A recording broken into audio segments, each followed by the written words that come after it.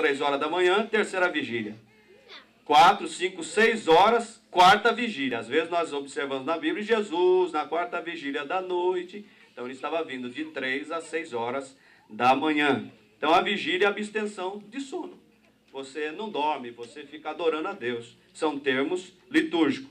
53. Amém. Amém. Objetos litúrgicos. Vamos para frente. Os irmãos estão aí, irmãos? Amém. Letra A. Microfone. Eu estou usando ele. Então ele é objeto litúrgico. Eu estou usando na minha liturgia. Eu estou fazendo a minha explanação. Eu estou em um serviço para Deus. Então é objeto litúrgico. Letra B. Mesa de som. Irmãos, tem alguns pregadores e cantores que querem mandar na mesa de som. Aumenta aí. E às vezes até agride a pessoa que está lá. Ele se esquece do leiturgós. Lembra do leiturgós? O ministro que está administrando a liturgia? Ele esquece. Então ele passa a ser o administrador do som.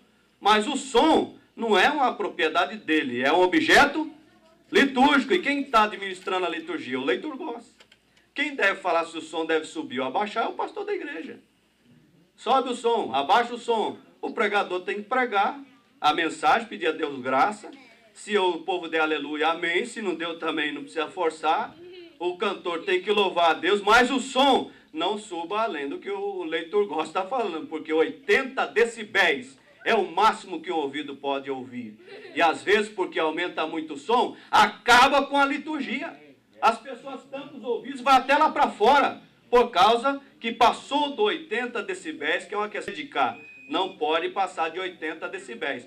Passou de 80 decibéis, é decimorte dos tímpanos.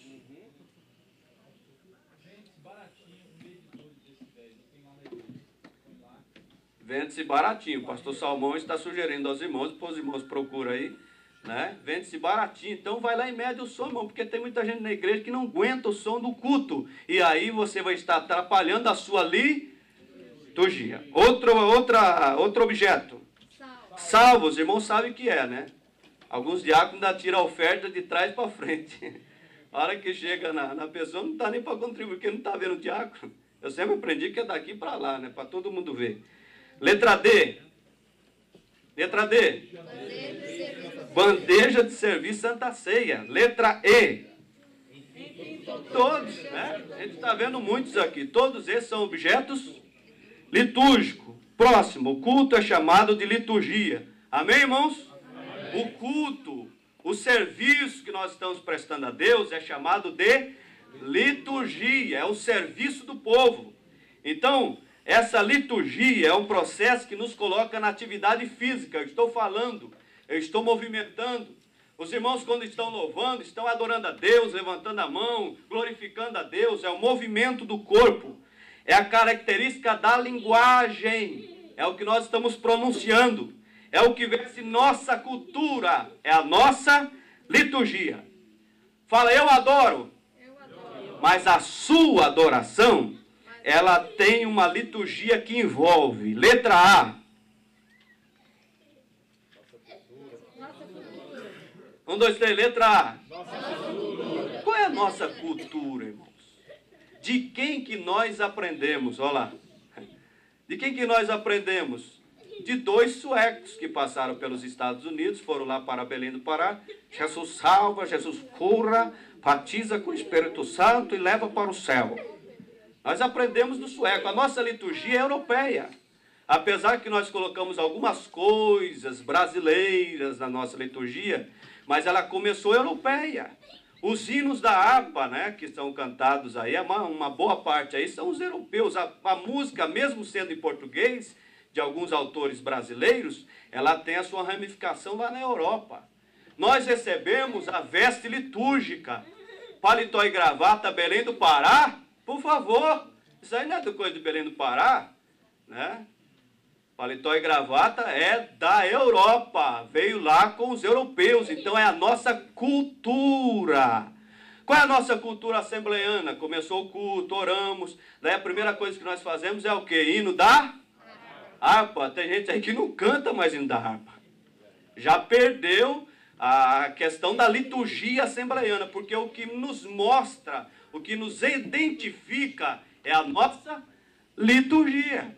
Você vai no culto, você vê o que a liturgia não é daquela denominação que você pertence, essa não é a Assembleia de Deus que eu conheço. Não é isso ou não é?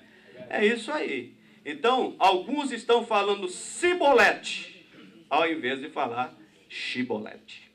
Vamos lá para frente. Letra B. O que é o nosso conhecimento? É aquilo que a pessoa adquire. Tem 3 palavras parecidas, porém distintas. Inteligência, você nasce com ela, ninguém te ensina a ser inteligente. Sabedoria, ninguém te ensina a ter sabedoria. A Bíblia diz: quem tem falta de sabedoria, peça a Deus. Agora, conhecimento, Deus não vai dar para você, você que tem que adquirir, é os seus esforços. Então, conhecimento é aquilo que eu adquiro. Então, a nossa liturgia, ela também tem o nosso conhecimento. Letra C. Nosso raciocínio. Irmãos, o meu pensamento, o seu pensamento está aqui na escola bíblica? Amém? Porque tem gente que está no culto e está pensando na chácara lá no Brasil. Aí você fala: irmão, aquilo que eu estou falando aqui na Bíblia é isso mesmo? Como, pastor? Entendeu? Não está no culto, irmão, porque o pensamento, o raciocínio dele está lá no Brasil.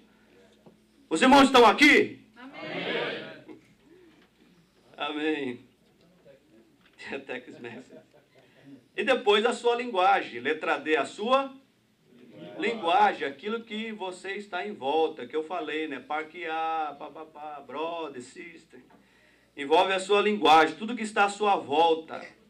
Então, quando saímos do nosso meio de convivência, vemos um outro tipo de liturgia, geralmente a gente vai no pensamento: Deus não está aqui. Não é isso? Porque nós estamos acostumados de um jeito, porque a nossa liturgia é desse jeito. Mas liturgia não é de uma denominação, é um serviço do povo prestado a Deus. Deus está lá, irmãos. Deus está lá, Ele é lato no que faz, e naquilo que Ele dá e naquilo que Ele recebe. Quantos querem glorificar a Deus? Porque Deus é maior que tudo, irmãos. Porque se você for lá na África, irmãos, às vezes você vai ficar enjoado de tantas horas de culto. Tem lugar na África que faz 7 horas de culto. Práticas. Vamos para obreiros como exemplo na liturgia. Eu já vou para o encerramento, porque nosso horário já está indo longe. Obreiros como exemplo na liturgia. Letra A. Vamos para a letra A já. Vamos esquecer aquilo que algumas vezes falar: dá glória a Deus, mas vamos esquecer isso aí. Vamos para a letra A. Letra A, só os irmãos. Só até aí. Não vai mais para frente, não.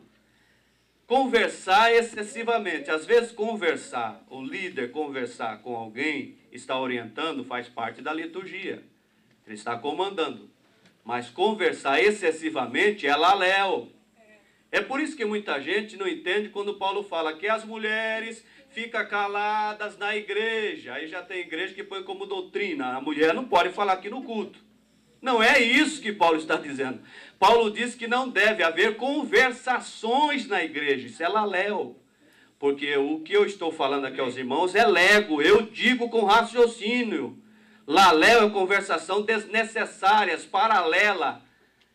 Vendendo gado na hora do culto, vendendo carro, enfim. E depois tem o lero, que alguns usam como gíria, mas lero é um termo que diz jogar a conversa fora. Então, laléu, que não tem esse tipo de conversação excessivamente dos obreiros na hora da liturgia. Como que ficam os irmãos lá embaixo, vendo os obreiros, tudo... A liturgia vai ficar muito ruim. Então, o obreiro deve evitar conversar. Letra B. Letra C. Isso acontece muito, irmão. A pessoa prega lá, pregou 1 hora, aí o pastor vai lá e prega mais meia hora em cima do negócio. É chover no...